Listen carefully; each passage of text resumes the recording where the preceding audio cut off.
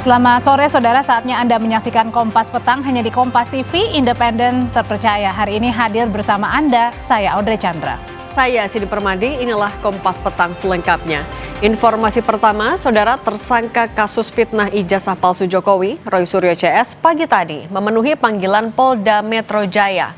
Roy bersama Rismond dan Dr. Tifa menjalani pemeriksaan sebagai tersangka untuk pertama kalinya.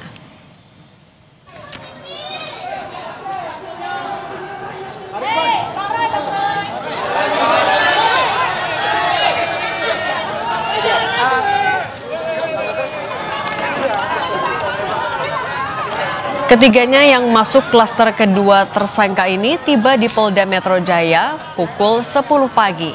Sebelum memasuki ruang pemeriksaan, Roy mengaku membawa sejumlah barang bukti yang akan ditunjukkan kepada penyidik. Roy juga kembali mengungkit adanya dugaan kriminalisasi pasca dirinya kembali dari Sydney dalam rangka melihat langsung sekolah tempat Gibran menimba ilmu.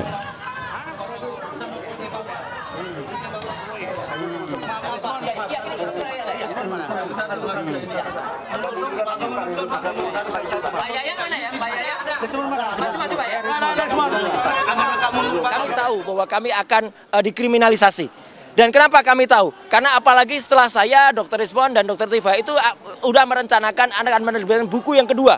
Buku yang kedua judulnya ada Gibran Black Paper. Dan itu terbukti dengan saya pulang minggu yang lalu dari Sydney dan membuktikan bahwa Gibran memang tidak punya ijazah SMA. Ya, SMA-nya tidak hanya SMA luar negeri, tapi bahkan kalau disetarakan dalam negeri. Dan ini yang semakin buat panik, dan kemudian justru ini adalah langkah kita untuk semakin menegakkan kebenaran.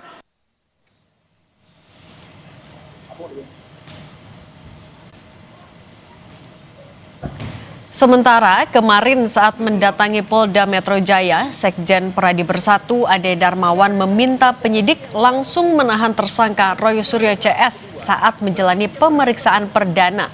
Selain mendorong soal penahanan, dalam diskusi dengan penyidik, Pradi Bersatu juga meminta penyidik menyita semua alat bukti digital, termasuk buku Jokowi's White Paper yang diduga digunakan dalam penyebaran informasi menyesatkan tentang ijazah Jokowi. Ini dulu Bang. Karena gini, sederhana sebenarnya, siapa sih yang terhasut? Pesan saya sangat sederhana sekali, ya. Bahwa Bang besok kalau diperiksa apakah ditahan atau enggak nih. Terus saya bertanya kepada penyidik, saya boleh bermohon nggak? Boleh Bang. Apa itu permohonannya? Permohonan secara lisannya bisa nggak sih dilakukan penahanan gitu? Ya sah-sah saja Bang kalau untuk permohonan penahanan dan lain-lain sebagainya.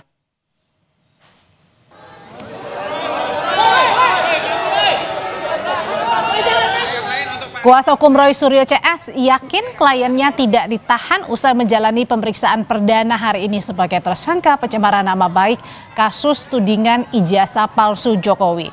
Kozinudin bahkan membandingkan kasus kliennya dengan Sylvester Matutina yang tidak ditahan setelah mendapat vonis hakim.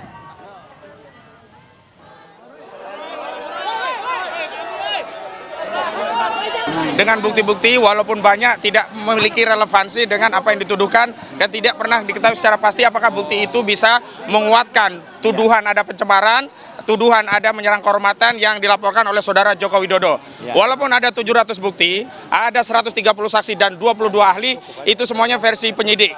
Dan dalam proses tersangka itu yang pasalnya juga sama, penghinaan dan fitnah 310-311 KHP, saudara Sylvester Matutina tidak pernah ditahan dalam prosesnya. Karena itu hari ini sebagai bukti bahwa negara kita negara hukum, Polda sedang menjalankan penegakan hukum, tidak ada proses penahanan terhadap klien kami.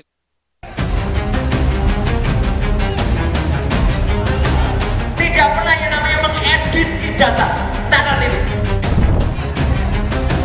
Tersangka kasus pencemaran nama baik mantan Presiden Jokowi, Roy Suryo, mempermasalahkan pengenaan pasal 35 dan 51 Undang-Undang ITE tentang dugaan memanipulasi dokumen elektronik, yakni ijazah Jokowi. Menurut Roy, pihaknya hanya meneliti ijazah Jokowi yang diunggah kader PSI Dian Sandi di platform media sosial X. Tidak pernah, demi Tuhan, demi Allah SWT, tidak pernah yang namanya mengedit ijazah. Catat itu.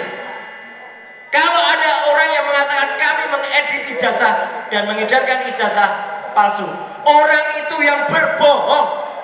Kami memang meneliti ijazah yang pernah diposting oleh seorang kader Partai Gajah, namanya Dian Sandi Utama pada tanggal 1 April. Kalau mau dikejar dengan pasal 32 dan 35, dialah harusnya. Kalau kami lakukan penelitian dengan Ella, dengan luminant gradients, yang nanti juga akan sampai oleh Dr. Rismond, itu adalah ilmiah, bukan kami mengedit.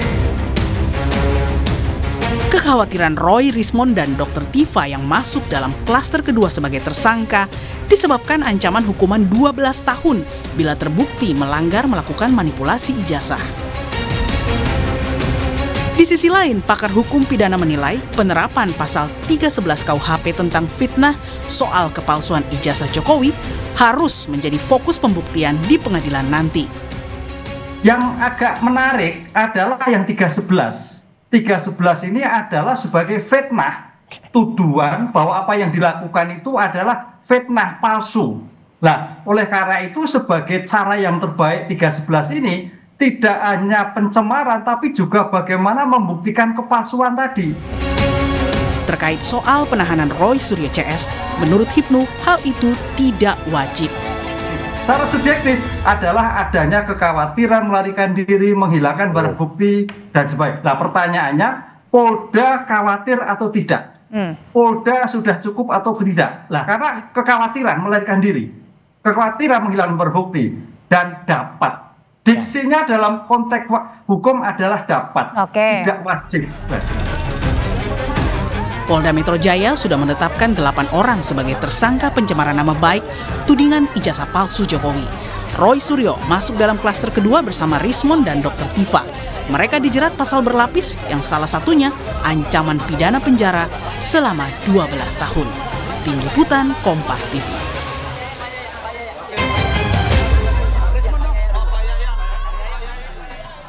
Informasi terkini dari pemeriksaan perdana Roy Suryo CS usai ditetapkan sebagai tersangka pencemaran nama baik kasus tudingan ijazah palsu Jokowi. Kita sapa jurnalis Kompas TV Fedriska Ananda dan juru kamera Ganiar Febrian di Mapolda Metro Jaya. Fedriska, apa informasi terkini dari pemeriksaan Roy Suryo CS di Mapolda Metro Jaya? Ya, Audrey, selamat petang. Pemeriksaan Roy Suryo dan juga kawan-kawan pada hari ini merupakan pemeriksaan perdana sebagai tersangka, di mana sebelumnya Polda Metro Jaya juga sudah menetapkan 8 orang tersangka yang tadi juga sempat disinggung sudah dibagi menjadi 2 klaster sesuai dengan peran masing-masing. Namun untuk klaster pertama ini yakni Roy Suryo, kemudian ada Rismond Sianipa dan juga Dr. Tifa Fauziah yang tadi tiba di Polda Metro Jaya pada pukul 10 waktu Indonesia Barat, artinya hingga saat ini sudah hampir 6 jam ya, Roy Suryo dan juga kawan-kawan sudah diperiksa oleh penyidik Polda Metro Jaya. Di mana terkait dengan pemeriksaan hari ini tentu kita bertanya apa yang sebetulnya didalami oleh penyidik terkait dengan pemeriksaan Roy Suryo. Karena kalau misalkan kita juga menyimak begitu bagaimana kasus ini bergulir sebelum ditetapkan sebagai tersangka, Roy Suryo juga kawan-kawan ini dari penyidik ini sudah memeriksa 130 saksi dan juga 22 ahli termasuk pendalaman terhadap 723 barang bukti yang kemudian akhirnya menetapkan 8 orang tersangka dalam kasus dugaan fitnah ataupun tudingan ijazah palsu terhadap Presiden Joko Widodo. Dan kemudian kalau misalkan untuk pemeriksaan pada hari ini tadi juga ketika sebelum memasuki gedung Polda Metro Jaya, Roy Suryo mengatakan bahwa dirinya optimis untuk tidak ditahan pada hari ini karena memang ia juga membawa bukti versi Roy Suryo dan juga teman-teman terkait dengan tuduhan ini. Namun kalau misalkan kita juga menyimak kemarin dari Ade Darmawan yang juga melakukan permohonan kepada Polda Metro Jaya terkait dengan penahanan Roy Suryo, tentu kita bertanya-tanya apakah pada pemeriksaan perdana ini Roy Suryo dan juga kawan-kawan akan ditahan oleh penyidik atau tidak. Tentu kita juga akan melihat bagaimana berjalannya pemeriksaan pada hari ini. Namun Yang perlu kita ketahui adalah kalau misalkan berdasarkan pasal 19 ayat 2 KUHP terkait dengan penahanan terhadap seseorang yang berstatus tersangka, ini dapat dilakukan penjemputan paksa apabila memang seseorang ini mangkir dari panggilan selama 2 kali. Jadi memang untuk pemeriksaan perdana ini tampaknya Roy Suryo juga kawan-kawan tampaknya kooperatif untuk memenuhi panggilan dari penyidik, dan kemudian bagaimana juga nanti pemeriksaan ini berjalan kita akan menunggu ketika nanti Roy Suryo dan juga kawan-kawan akan memberikan keterangan resmi kepada kami. Terima kasih laporannya Fedriska Ananda, jurnalis Kompas TV. Hingga saat ini Roy Suryo CS yang sudah ditetapkan sebagai tersangka masih diperiksa penyidik Mapolda Metro Jaya.